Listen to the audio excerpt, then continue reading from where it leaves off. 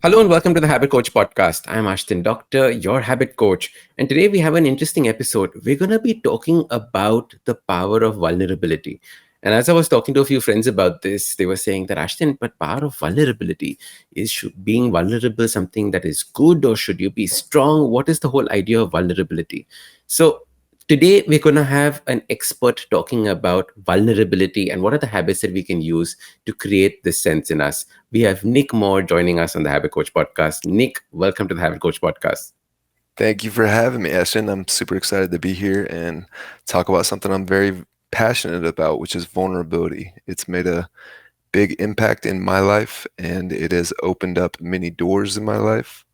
But it's not something that's easy, and I'm excited to get the conversation started. Thank you. How did you get involved with vulnerability as an idea? So, about 8.5 years ago, my life entirely fell apart. I had a very heavy family traumatic event, and I was lost. I was broken. I was upset with the universe, God, whatever you may want to call it.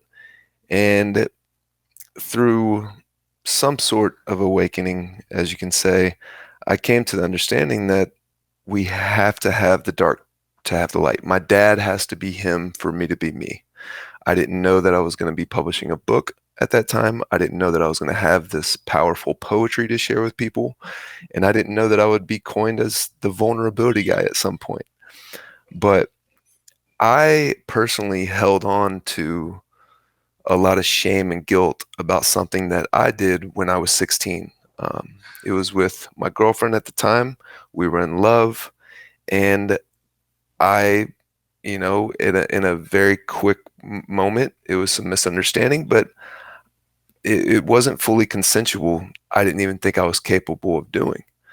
But then years go by and years later, and then my life falls apart, and I see my whole childhood as something different. And I'm realizing that, okay, those things had an effect on me. And there was a book that I read before I had my awakening of sorts, by Brene Brown, called Daring Greatly. She studied shame and vulnerability for 10 years before she wrote the book. And her findings were that we actually have it backwards in our heads. So for whatever reason, Ashton, if you think about yourself telling the whole world your worst possible thing that you've done that you think people will hate you for, and they're never going to understand this, they will shame me, they will guilt me, and there's just no way I could tell anyone that.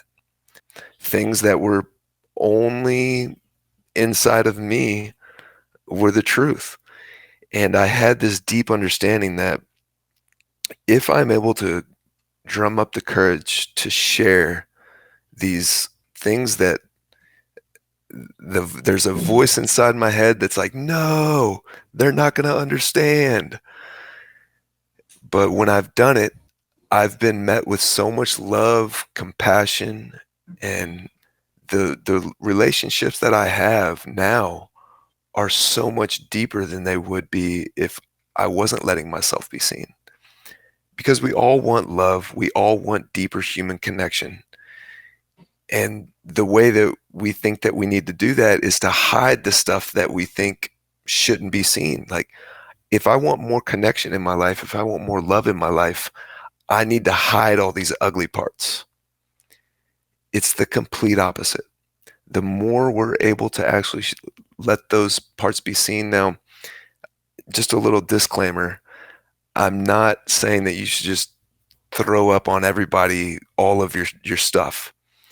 It takes a container. You always want to ask for consent before telling someone something heavy or telling someone something really deep. But I'm living proof that the more you're able to actually open up about those things, the deeper your human connection is going to be, and the more comfortable people will be around you. And I'm a big believer that this is all a prerequisite to self forgiveness and self love, which ultimately, those two things are the key to finding more forgiveness and love in all aspects of your life. And that's what we're all wanting. That's what we're all desiring. We want more love, we want more connection. And once you do, let's say that, Ashton, you have something that you did when you were 14, that, or let's say what you did when you were 35. I'm not saying it's not like we only do terrible things or silly things when we're young. It continues to happen. There's all sorts of things that I did, just 5 or 6 years ago that, like, oh my God, I can't believe I did that. But if you do open up to someone, and let's say it's a friend, someone you trust, and you feel confident that they love you and they're not going to judge you.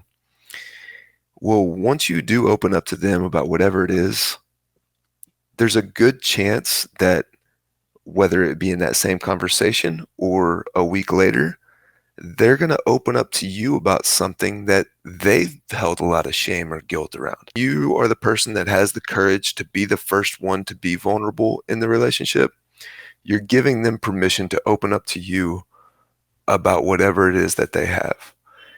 And that bond, that connection that was already tight, is just going to get tighter. And if by chance, let's hope that this isn't your experience, but let's say that you open up to someone and they're like, man, that's not cool. I don't know about that, dude. You're weird. No, I'm not talking to you anymore. Or whatever it is. Let's say you're met with any sort of shame or guilt. That is theirs. It's not yours. That's their own personal stuff. Because the more shame and guilt that we put on anyone else, it's all a reflection on how we treat ourselves. Everything is a reflection of how we treat ourselves. The hardest person to be honest with, or the last person that we give up the lying to, is ourselves. We can be dead set. All right, I'm going to tell the truth to everyone all the time. The hardest one to really have the self-awareness about is when we start to really understand that, okay, I was lying to myself here. I may not have felt like I was lying to you, but I was lying to myself, so I kind of was lying to you. Yeah, so hopefully that helps with the beginning of that, Ashton. I think the most important thing in this journey is owning what you've done or owning what has happened. Because if you don't do that, then the guilt is always going to be there, right? And it's always going to be something that you're running away from. But let me ask you this, Nick. When you opened up for the first time, was it to a stranger or was it to a person that you knew? Like, It is vulnerability easier towards a stranger or is it easier towards like a friend or a family member or a loved one? it can be easier to a stranger because you don't have this emotional attachment. You're not worried about what they say. Let's say you go on a trip to a different country, and who cares what this person thinks, because I may not ever see them again. But the first person that I opened up to, it was a newer friend. So it was not like it was an old friend. We were still fresh friends, and we were taking some medicine together, and it kind of opened up more conversation. And you know what you said, Nick, is so powerful because we're so used to having people become vulnerable when they are a victim, Mm, right? Like, as a victim, being vulnerable means that I'm asking for your, sympathy, mhm. right? But when you are somebody who's done something wrong and then becoming vulnerable, you are then opening up a different kind of vulnerability. And I think people don't realize this because we don't consider that being vulnerable, right? We're saying, oh, victim mentality equal to vulnerability. But actually, when sometimes you're a perpetrator in terms, inverted commas, or some things, you've done something that is considered wrong and you're being vulnerable about it, then you're like, excuse me, but why are you talking about this? Right. And I think that is the way that people need to understand vulnerability, that it is not only from a sense of being a victim, but there is guilt when you've done something wrong as well. And you can be vulnerable about that guilt as well. That is what that's really a great way you put it, because that's what I really want the world to understand, that I believe that love is the most powerful force in the world. It's what holds everything together. But in this human experience, I believe second most powerful force to truly connect us more is this type of vulnerability, for us to really get really raw about this human experience. It's such a confusing, difficult thing that we're all living through. Um, Ashton, I'll believe, I can tell you, and there's people that have been around me for the last 5 or 6 years. I believe I'm one of the happiest people on earth right now. And it's not a facade. But does that mean that I don't still feel the wide range of emotions? Does not still do have these odd things that, being human is a very confusing, difficult experience that we're all going through. And if we're trying to hide the difficult parts or try to act like they're not there, we're leaving gaps in our abilities to really connect and understand each other more deeply. And the more open and honest we can be, the better the future generation we're going to have to raise. So it's making me think. So when I was, after my sixth grade year, I went to go work for my uncle. So I was about 12 years old, and I go work for my uncle in another state. And I found out that my dad had been married to his high school sweetheart and divorced, and that he had this scar on his back, this big scar. And I remember asking him about that scar, and he told me that some elaborate story about some farm equipment getting cut, and he actually had a tattoo that he had removed. So the generation, at least, I know the cultures are different all around the world and subcultures, but where I lived in the southern United States, it was a very normal thing to act like you're perfect and try to hide all your mistakes from your kids. They thought that, okay, if I just show that I am a perfect person to my kids, that, hey, I never made any mistakes, just be like me. I'm the stand up perfect, I didn't make any mistakes. That's actually the opposite of what we really truly need to do. The way that our children and the future generation can learn best from us is if we really let it all be seen. And that's really what I'm hoping that my book can at least set an example for future generations and more people to really have the courage to be seen and know that. And you can do some really things that you think that no one will ever understand, that think you're weird or just whatever. And it's just this interesting human experience, and we all have it. It's all normal. It's okay. Nick, what's the first thing somebody can do to try and be vulnerable? So, like somebody said that, okay, this seems interesting. I don't think I've been vulnerable ever in my life. What is the first step, or what is the first move that they can make? Being vulnerable takes courage, but try to find the safest person that you have, like someone that you really think that they're gonna love me no matter what. I've known them for, like, they're gonna love me, and say, hey, let's go have lunch. I heard Ashton have this new podcast. He was talking about vulnerability with this guy named Nick, and I started thinking, and there's some things that I have some shame and guilt about that happened in my past. Are you open to having a conversation where I can just unload on you some stuff that I feel bad about, to see if it kind of helps relieve that weight? And maybe me telling you some stuff will help you open up to me about some things. Um, or maybe just have them listen to the podcast before you be like, hey, you need to listen to this podcast first too. Let's go do this. Um, but I'm very confident that the experience that you have when you are able to talk about that, you're gonna feel lighter. You're gonna feel more free. It is a very freeing feeling knowing that I have no secrets, that I'm letting it all, like, I have nothing to hide.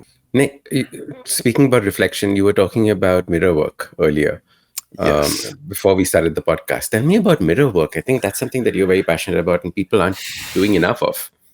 So when I first started doing my mirror work, I got all sorts of people reaching out thinking that what happened to Nick? Has he gone crazy? And it's because I did, I went through that transition where I was super depressed because of the thing with the family. And then I had this aha, like, oh my God, it's all okay. The dark has to be there for the light. And I knew that every single person is just a reflection of me, you know, and not that it all comes from me. It's all of us, like I'm a reflection for you, you're a reflection for me. It's back and forth. We're all just hurt children. We all have these inner children that just want to be loved. And the love that those children need the most comes from ourselves. Um, it's a good practice to just, if you're having trouble looking at yourself in the mirror, at least just for a second each day, just try to look in the mirror and smile at yourself. And when you do it, anything positive is a good start. I mean, I really believe that I love you is what we all should strive for, really telling yourself you love you. Um, because when you do that, I'm living proof that more and more love will come into your life, because it's not just a spiritual saying that everyone's a reflection. It is literal. It is 100% literal. The better you treat the person in the mirror, the better you're going to treat everyone in your life. And people feel that. Um, and there's another part of this this mirror work that I'm talking about, and this voice in the head. Not many people enjoy being around someone that's super serious all the time. The more serious you are with yourself, that you got to take life super seriously. Like everything's really serious, like no joking around. Like this is all no fun and games. We're all goofy. We all have an inner child inside of us that loves to dance and play and make funny voices, and just really just most of us only let that part be seen by our significant others once we've reached some deep level of connection that we feel comfortable that we can let these kitty like child voices or accents come out. I believe that the more that we can do that with ourselves and the more we can have fun with ourselves in the mirror, the more we allow ourselves to do that with other people, and that lets their guards down. When you have someone else that is vulnerable, you're like, man, that guy's real. He's goofy. He's funny. Like it's all okay. It. In fact, I had a friend who could not look at the mirror without finding some fault. Mm, Right? Oh, this is wrong. Oh, this is wrong. If I could change this, wait, let me try and do this and make this change here and there. And just saying that, I love you is something so hard for that person mm, to do. I think, like you said, fake it till you make it. But the thing is that for them, taking that first step was so difficult, right? Just that mm, faking part, because you're like, that this is not real, this is not real, this is not real. And I think once you start the process of consciously making this effort, I think it makes a big, big difference. I've seen people have complete breakdowns while trying to do this I love you exercise in the mm, mirror, right? Just bawling away, crying away. There's so much shame that suddenly starts pouring out because we've all held it inside for so long. There is mm, so many memories that start coming up.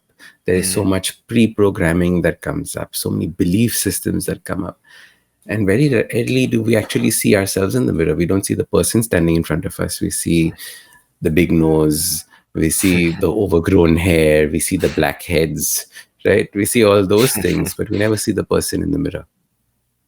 And you're 100% true. And I'm glad that you brought up the looking for faults, because it's naturally what we have been trained to do. And a lot of us think that that's what the mirror is for. I'm supposed to look at the mirror to make sure that, to make sure I'm looking presentable or whatever it was. And Ashton, when I first began doing these self-love videos, like I'm an in shape guy right now, but at the time I was doing them with my shirt off pretty often, and I had this big belly and it was kind of misshaped. I had so much stuff going on in my life, I didn't care. And I knew that I had this odd shaped big belly. And I didn't care. It wasn't about me looking good. I was embracing the fact it was early in the morning. I still had sleepy eyes and I got this big belly and just not I'm making weird faces because that's not what mattered. It didn't matter if I was actually beautiful. I'm still going to tell myself I'm beautiful, and we all have beauty within us. So, and just so you know that my belly, I actually had a 17.3 pound NBA basketball sized benign tumor in my liver at that Wow. time. I believe that was all the stress from the family coming out of my body in a physical way. Mm. Um, but going back to, the friend that, or all of us that, when we look in the mirror, we're trying to find the faults. A lot of that goes back to the forgiveness of the self. There are things that it, so these physical ways of us bringing out these emotional aspects of ourselves, like when we're looking for wrongs, if you're looking for imperfections in your face, what are you doing when you're meeting other people? We're judging. It's natural. I don't want to put judgment on the judging, but the more you judge yourself, the more you're judging everyone else. And we're all doing our best. That I,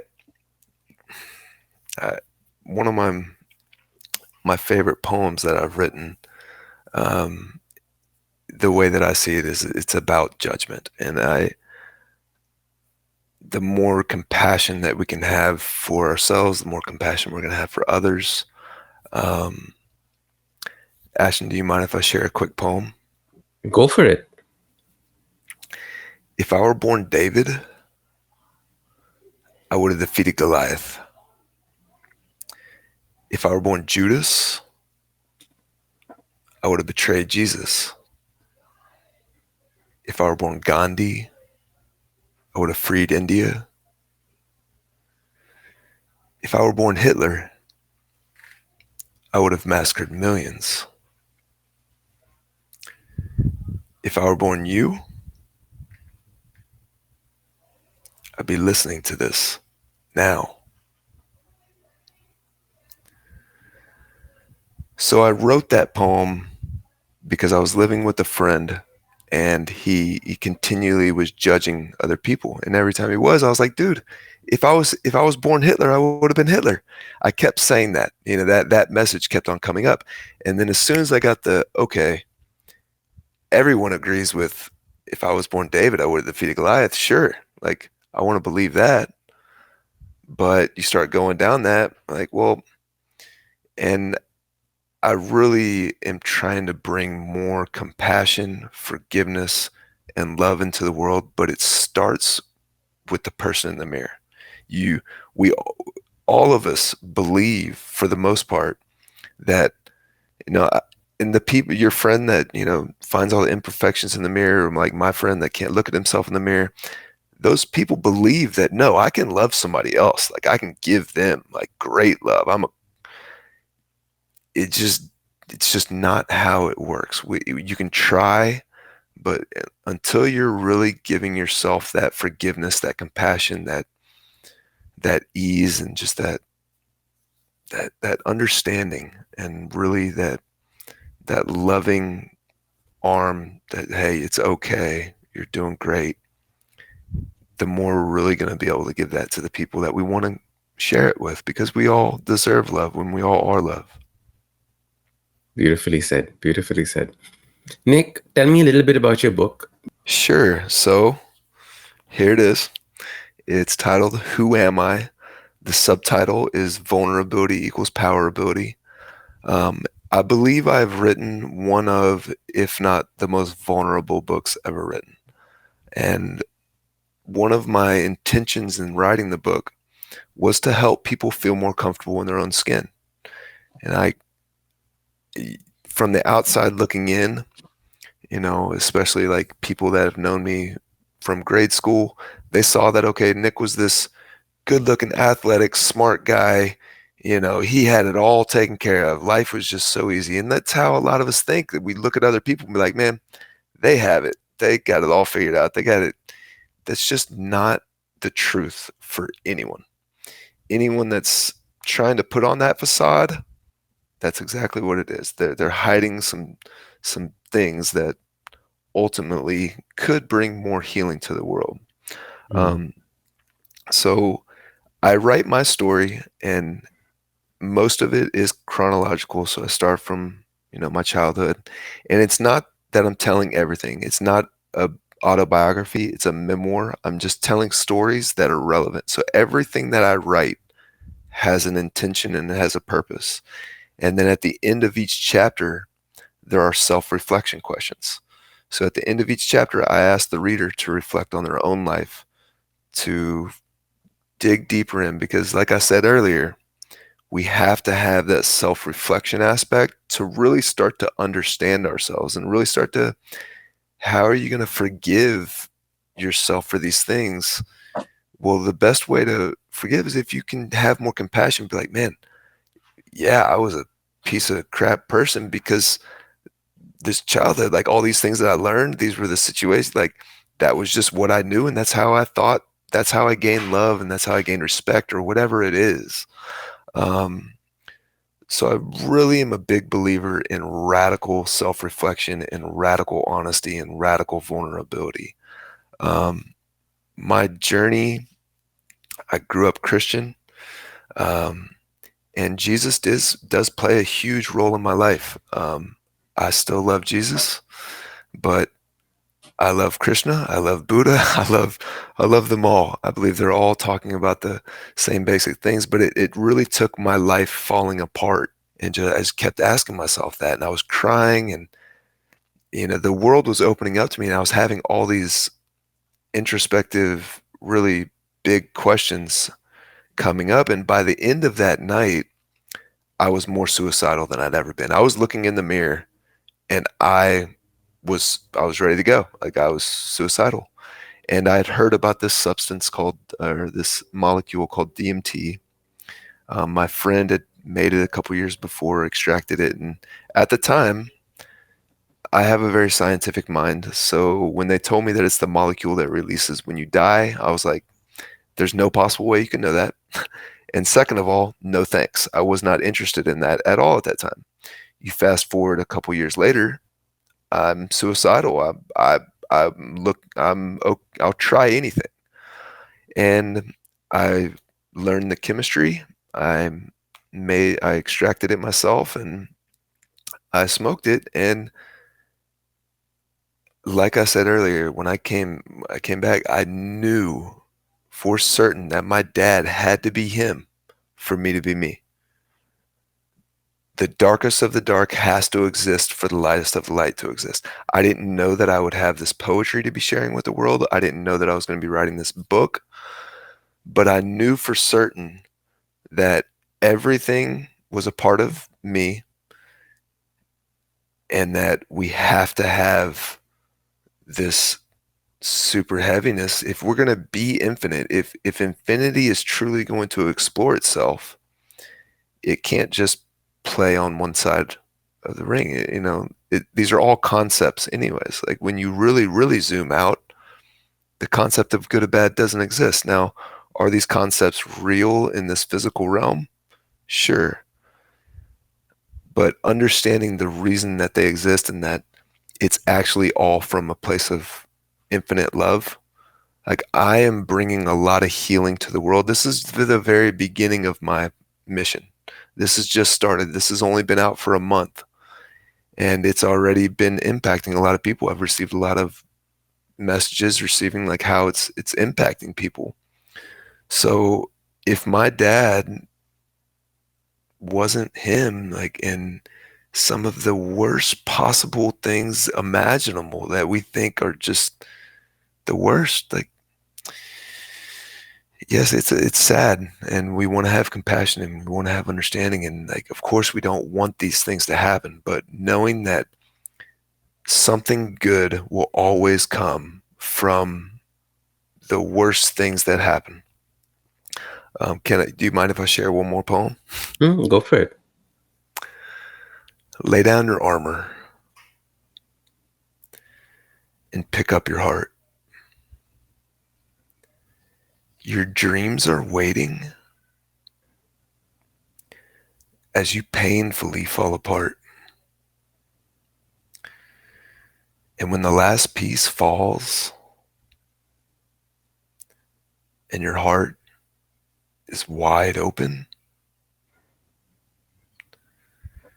you'll understand it all